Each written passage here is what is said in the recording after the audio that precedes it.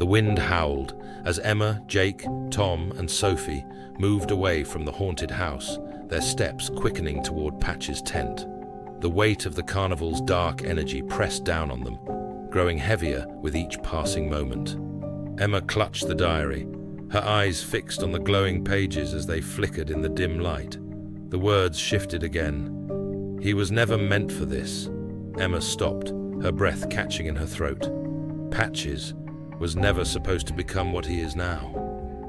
Tom and Sophie exchanged worried glances, but before they could respond, the diary flipped to another page, the text shifting in real time. The darkness took him anyway.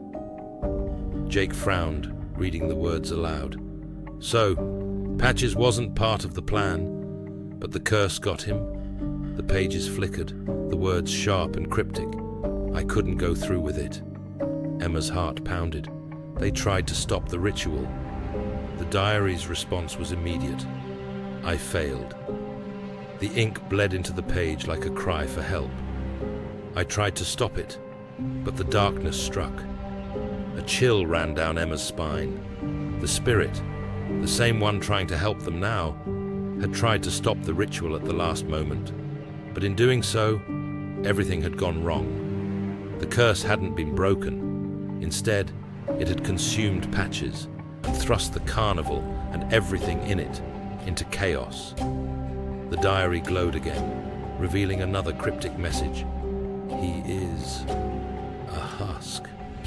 Sophie shuddered, her voice barely a whisper. Patches. Emma's grip on the diary tightened. The pieces were falling into place. Patches hadn't been meant to die or become this twisted figure.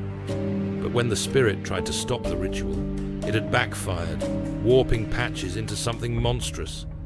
The darkness had taken him, turning him into a husk, obsessed with finishing the ritual.